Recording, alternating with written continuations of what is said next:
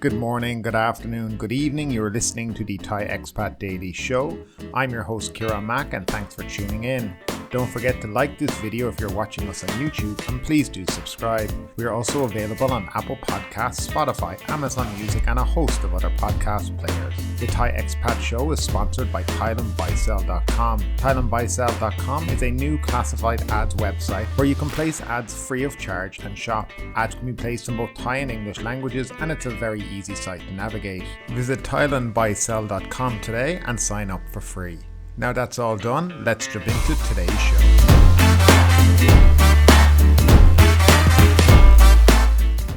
And we'll start off with our first story of today, which is in relation to PayPal and Thailand. In 4 months, PayPal will effectively be dead in Thailand for most users. Under new terms announced last week, the company said any personal accounts created before March 2021 will be unable to receive payments or hold a balance after February. The same rules apply for all business accounts not registered via the government's new Know Your Business or KYB program, a scheme intended to increase transparency in finance and combat money laundering. In essence, that means that one must have a KYB registered business account in order to have a PayPal account at all. Personal PayPal accounts in Thailand will be dead as of March. According to a PayPal customer service rep, Thailand is the only country in Asia with a PayPal presence to enact such rules. All registered business accounts will be charged a 7% VAT on transactions. Domestic transactions can only be made in Thai baht, and no money can be transferred to a US bank account. People can still make payments using a registered business account linked to a Thai bank, however.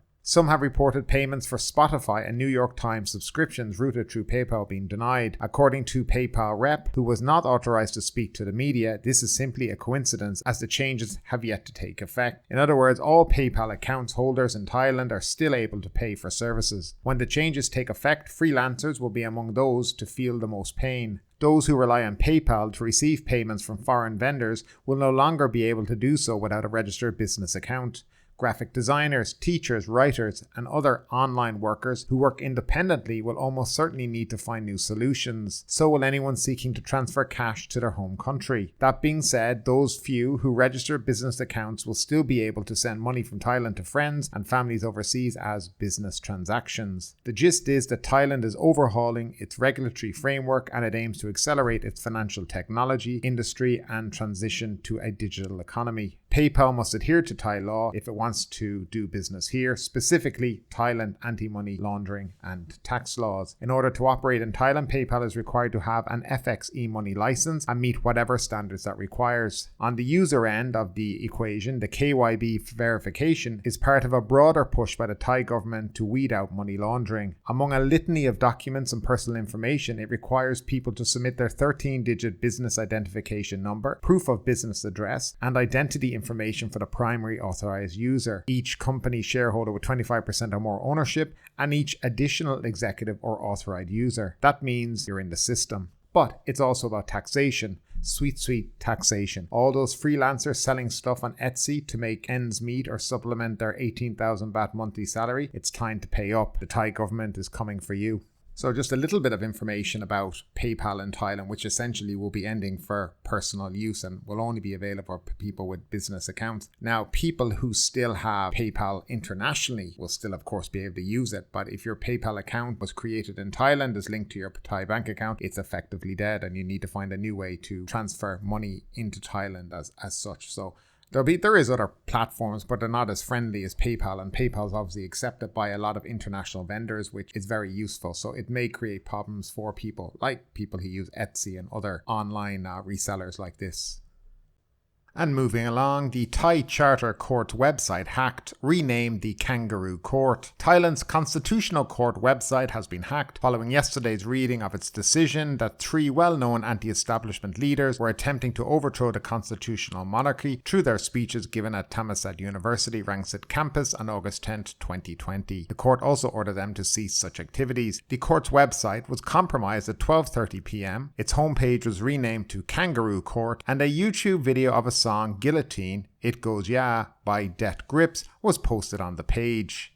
We'll move along to the Charter Court says it rejected protesters' plea to further inquiry as probe already concluded. Thailand's Constitutional Court turned down the request by 3 anti-establishment leaders for the submission of additional oral evidence because it has already completed a year-long investigation under the inquisitorial court system. An inquisitorial court system is a legal system in which the court, or part of the court, is actively involved in investigating the facts of the case. It is typical in countries with civil legal systems. Yesterday, the court ruled by 8-1 that the speeches made by anti-establishment leader Anon Nampa, Panung Jadnok and Panusaya Rung during a protest held at Thammasat University Rangsit campus on August 10th last year were acts of expression aimed at the overthrow of the constitutional monarchy. Before the reading of the ruling, a lawyer representing Anon, who could not attend the court session because he is being detained at Bangkok Remand Prison, brought with him well-known scholar Sulek Sivarakasa. He reportedly told the court that he would present Suluk as oral evidence and would like the court to take note of his request. He also said that he had been instructed by his client Anon to leave the courtroom if the court refused to accept his request for an inquiry of the case. The other lawyers, representing the other 2, made a similar request for an inquiry. The 2 lawyers and Panusaya walked out of the courtroom in protest after the court rejected the request for the submission of additional oral evidence. The court justified its decision to disallow additional evidence at the reading of the ruling by pointing out that the court had already completed the inquiry, which had lasted about a year. Supporters of the anti-establishment movement burned an effigy of the democracy movement near the Constitutional Court building last night in protest against the court's ruling. Protesters also threw protest leaflets on the floor in front of the court building after the reading of the ruling. Police deployed outside the building did not intervene, reportedly out of concern that their intervention might provoke undesirable consequences. So that's just a little bit of information about what's going on in Thailand at the moment. I think where Thailand is probably heading down a very slippery path. But any news like this, we'll obviously bring it to you, and we'll move along to the next story. So today we had the CCSA weekly meeting, and there were some announcements made, and we're going to go through them now. So the first one is Thailand's nightlife venues to reopen on January 16, 2022, subject to assessment. Pubs, bars and karaoke bars in Thailand's COVID-19 restricted zones and Sandbox provinces may be allowed to reopen from January 16 on the condition that they meet the required criteria and pass assessments by relevant authorities according to the CCSA. The Public Health and Interior Ministries, as well as the Bangkok Metropolitan Administration, have been designated by the CCSA to enforce safety measures to be imposed on these venues. One of the required safety measures is that venues must improve their environment and air circulation systems, and that all staff are fully inoculated against COVID-19. Pubs, bars and karaoke bars located in restricted and sandbox areas are given until January 16 to make preparations and improvements ahead of evaluation by assessment committees in each province. Venues which pass the assessment will be registered and allowed to reopen for business and must strictly comply with the safety measures. If a COVID-19 infection is found in any of the venues, it must be closed down. The CCSA, at its meeting today, agreed to reduce the COVID-19 dark red zone provinces to just Tak, Nakhon Si, Thammarat, Naritawat, Patani Yala and Sangkhla, where infections are still spreading. The nighttime curfew between 11 p.m. and 3 a.m. is in place only in the dark red zones until November 30th, pending a further CCSA decision whether to extend the curfew. Bangkok is now included among the Sandbox provinces, which also includes the popular tourist destinations of Krabi, Phuket and Phaya. The ban on serving alcohol in eateries has been lifted in the Sandbox provinces and 5 other provinces deemed to be low risk for the spread of COVID-19. That's Nakhon Phanom, Bueng Khan, Mukdahan and Sakon Nakhon. All the provinces classified as dark red, red or blue zones are required to comply with the universal prevention and COVID-free setting regimes. All international arrivals will still have to undergo an RT-PCR test on arrival and then an antigen test on day 6, according to the CCSA, following the Tourist Authority of Thailand's proposal to switch to only antigen tests to reduce the waiting time.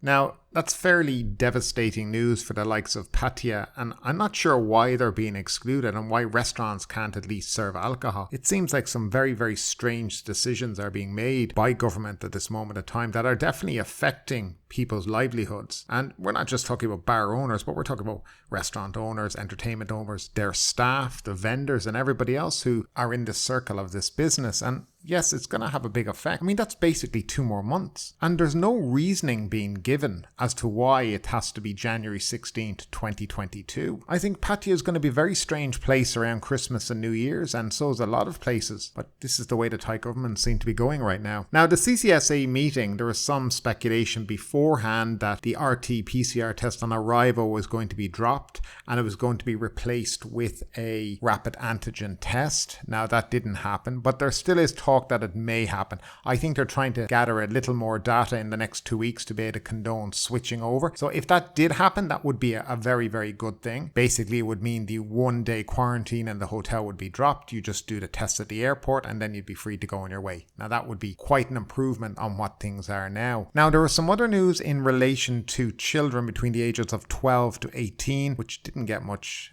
airplay on the media, but for at the moment, they have to be fully vaccinated as per Thai regulations, which means 2 doses. Now, some countries' regulations are only that they have to have 1 dose. Like, I think in the UK, it's only 1 dose for like a teenager. So they will recognize the 1 dose as per each country's regulation. So if the UK say it's only 1 dose we give here, they've said they'll recognize that. So that's a good thing. That means teenagers definitely will be able to travel under the test and go scheme if they've had 1 shot, which would be in adherence to the UK regulation. But they're going to have to sort out and know the regulations for every country, which is a lot of work. Now, moving along to the Thailand Pass, which has been getting some updates recently and upgrades in relation to the site. We can now quickly bring to you some of the stuff that's there. Now, if you go on to the tp.consular.go.th page, which is for the Thailand Pass, you will see some new things on it. Firstly, they have a contact us button, which will show you the different ways you can contact them in case you're having issues. So there's now 4 phone numbers that are available for you to call, though I have heard that nobody ever really picks these up. And there's also an email address, so you can contact them by email as well. If you're emailing them, make sure you have your full name, your passport number, your date of arrival, okay? And that's if you're inquiring about your registration status. Now, another thing that they've added onto it, which is quite good, they've obviously been listening to people, is a way for you to check the status of your application. So you will see at the bottom there's a button for check your status, and you click English, and then you'll have to put in your access code, your passport number, and the email address that you use to register with. Now, when you register, you submit, they'll send you an email back, and there will be an access code in that, and that will be the access code that you will use. Now, some other improvements that I've seen so far, when you put in your arrival date, it then asks you for the number of days that you're going to stay. So people spent a long time trying to calculate how many days they were going to stay, etc. They now have a departure button where you just put in the departure date. So that makes things a little bit easier. When it asks you for your email address, it specifically says do not use Hotmail or Outlook. Now, they have a known problem with that, and it's only recently that warning has been put up on the website. They've also made sure that when you're going through it, they show you the way the document should be uploaded. So, for example, your passport page should only be your passport page, just that rectangle, not the top page as well copied, just the information page with your picture and your details on it. That's the only way it should be uploaded. They also have written about and updated about the Johnson & Johnson vaccine, that you only enter the first dose, you don't enter the second. They've also put on it that you don't need to upload a QR code. You can just put in your vaccine certificate, your first and second dose, and then additionally, if you want, you can upload the QR code. Uploading the QR code, by the way, will make sure your Thailand Pass is processed a lot faster. Now, apparently, the identity key that they have in order to speed up the process of verifying these vaccination certificates is only for about 30 countries, and it seems to be mainly the EU countries, so that's 27 of them. I think Singapore is another one. I'm not sure what the other countries are. Actually, they don't really tell you, but they have said that most of the European Union countries now, let's be honest, if it's the European Union countries, it's probably all of them, as they all use the EU digital pass. And that's currently the information we have in relation to the Thailand Pass. They obviously are trying to improve it, make it more user friendly, get the turnaround time on the QR code done faster. I have still heard of people 6, 7, 8 days waiting. So they need to get this sorted, and they need to make it fast if they wish to continue on to it. I was reading an interview with the Director General, I think, of the Consular Department. This Thailand Pass is going to be around for a while, guys. We're talking not being gone in January. It's going to be here February, March, April. They plan to keep this for quite a while. So bear that in mind, that these kind of restrictions, I don't think, are going to be disappearing now for a while. That's based on what the Director General of Consular Affairs has been saying. This is being done for the long run until things around the world completely stabilize. So who knows how long Thailand will be doing this. But they may find that by doing this, they're just going to end up restricting the amount of tourists that come here. And if they really do want larger numbers of tourists, all this kind of stuff does need to go. I'm not quite sure they're seeing straight right now. I think they need to see numbers of infections coming in and whether or not it's a low or high number. I think if you see relatively low numbers, then that would be probably proof to them that they can reduce the restrictions. So that's really it on that information. If we have more, obviously we'll bring it to you in the next show. Looking for a good deal on real estate, vehicles, motorbikes or anything else? Find yourself a bargain at www.thailandbuysell.com. We encourage you to support our sponsors.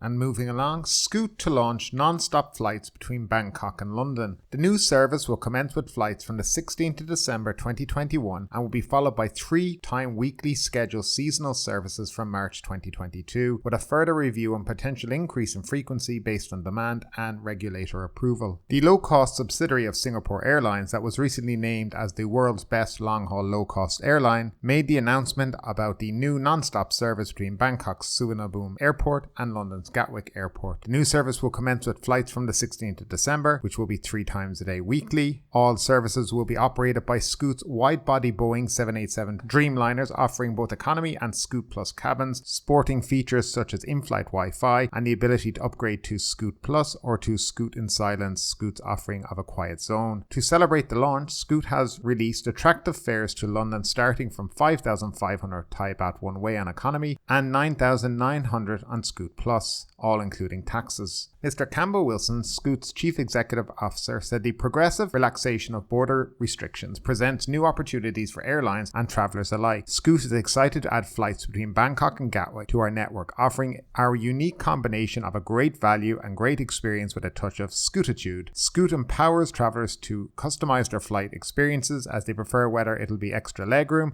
checked baggage, 10kg free cabin baggage allowance, in-flight Wi-Fi, tasty meals, Scoot in Silence, or just enjoy an unbeatable airfare. With Gatwick being a 30-minute rail journey to central London and Bangkok, the main city and travel hub of Thailand, there's no better opportunity to reignite your wanderlust with Scoot's new service. Scoot was the first low-cost carrier in the world to be awarded the highest health safe rating by Skytrax and Apex, simplifying for its measures to ensure the health and safety of passengers and crew, and the first low-cost carrier in the world to operate flights with fully vaccinated crew. Scoot delivers further peace of mind by offering customers the flexibility of free one-time date change as well. So that's actually quite interesting for people, and the fares and the opening fares are very, very good. So you could basically get to London for, if you can find the promotional fare for close to 12,000 baht. That's a fantastic deal at the moment. So yeah, if you keep your eye out for that, it would be well worth trying. Now, I flew Scoot from Phuket to Singapore before. I found them okay. They were cheap and kind of a little bit like Ryanair. You get what you pay for, is the way I see it.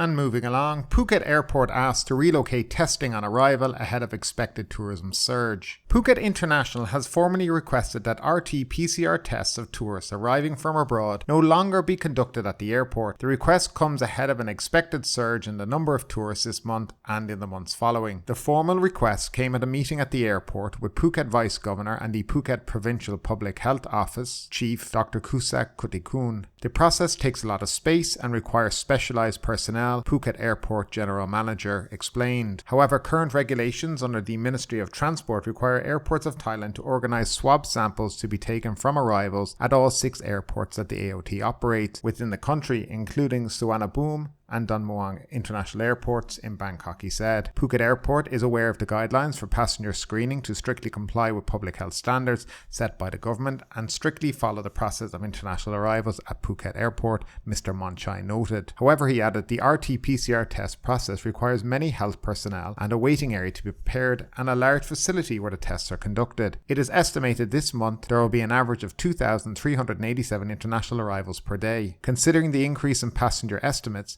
coupled with physical constraints at Phuket Airport, this may affect the testing process within the airport and directly affect the arrival process at the airport service quality. There will be congestion in the terminal building and we will be unable to increase the capacity to accommodate future tourists, he added. Therefore, it is advisable to request assistance for AOT to no longer be responsible for organising the detection of infectious diseases within Phuket Airport, and we ask to consider having the test for infection conducted at a hospital or a lodging facility or a quarantine facility set by the government or a place that a partner hospital has prescribed, as the case may be, Mr. Monchai said. This is to ensure that internal operations and operations at Phuket Airport are more convenient, faster and more efficient, he concluded. Phuket Governor Narong Wonsi noted in a post on his official Facebook page yesterday that AOT Phuket, which operates Phuket Airport, also requested that foreigner airlines allow passengers to prepare paper documents of RT-PCR test results for entering the country to be ready for the speed of staff and to reduce congestion. It was also requested for domestic airlines to be no longer required to have passengers present to airline staff their travel registration on gophuket.com website or present their proof of vaccination or COVID test in order to board flights to Phuket, as currently still required by provincial order issued by Phuket Governor Narong Wonsi. Governor Wonsi himself noted yesterday that removing that requirement to enter Phuket by flight needed further discussion. We will have to wait for the resolution of the next communicable disease meeting, Governor Narong said. The request to have domestic arrivals by flight landing in Phuket no longer being required to present their gophuket.com travel details, registration and proof of vaccination or COVID test to airline staff follows AOT Phuket last Thursday confirming that no such documents were needed to passengers travelling from Phuket to Bangkok. Passengers can travel to Bangkok as usual without having to show vaccination documents or test results, AOT Phuket said plainly in its announcement.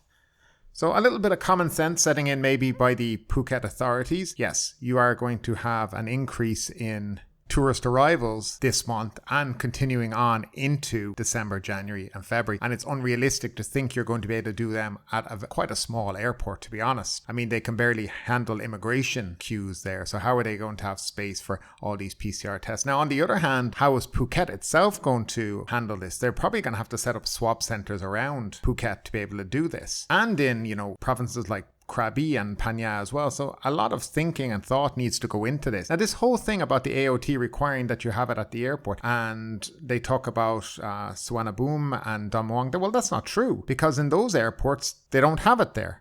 It's the hotel that's responsible for having a contract with a hospital, and they're working together in relation to doing the PCR tests, and that's why they have the packages for the test and go in Bangkok. Whereas in Phuket, you can actually book your hotel right now and pay for your RT-PCR test separately on the Thailand Pass system. So that can be done separately. So yeah, there's different systems, and I think a streamlining of systems across the country needs to happen so people know the process, and it shouldn't be different depending on which part of the country you land in, and that's probably one of the strange things that I've noticed, is if you go to Phuket, it's one way. If you go to Bangkok, it's another way. If you go to Chiang Mai, it's another way. It should be the same across the board. Prices should be the same, as I said as well. So hopefully they get stuff in order in Phuket, and they're starting to realize that they're not going to be able to do it at the airport. But of course, that means private hospitals now will be out there, and hopefully the price will be controlled by the government and not controlled by the private hospital, because God knows what they might charge for PCR testing. But we definitely will keep an eye on that, and we'll bring you more news as it comes.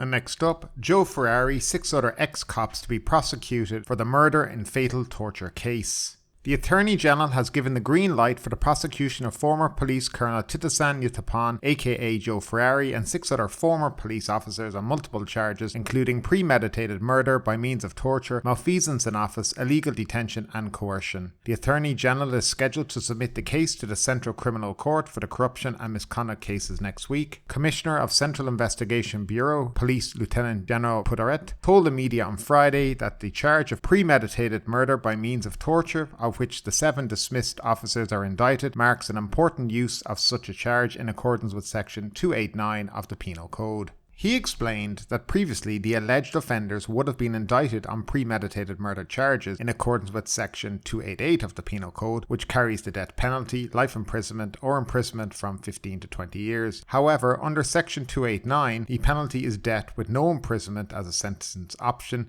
if the accused are convicted by the murder, said the Commissioner. Titisan and his 6 former subordinates, all attached to the Muang District Police in Nakhon Sawans Province, are accused of using several layers of plastic bags to cover the head of a suspect, Yurapong Tanapat 24, in the police station until he fell unconscious. The victim was later sent to the district hospital where he was pronounced dead. A subsequent autopsy confirmed he died of suffocation. Titasan is also under investigation for his unusual wealth, reportedly earned from rewards he received from the Customs Department for the seizure of hundreds of luxurious cars reportedly smuggled into Thailand from Malaysia. Police found several expensive cars and 18 firearms at Titasan's mansion in a Bangkok suburb. So that's just a little update on Mr. Joe Ferrari. Looks like he is in a lot more trouble than he thought he was being. Now he actually can get the death penalty. And we will of course keep our eye on this, and hopefully when the trial does start, we'll be able to bring you some news day to day on what's going on, and then of course the verdict, which will be the most important part for everyone. And finally, the Phuket news. Phuket City Municipality issues Loy Krathong rules. All krathongs to be sold in Phuket town must be made from natural materials only, and no fireworks of any kind are to be sold for the upcoming Loy Krathong festival to be observed nationwide next Friday, November 19th. Teen surrenders for fatal stabbing in Rawai.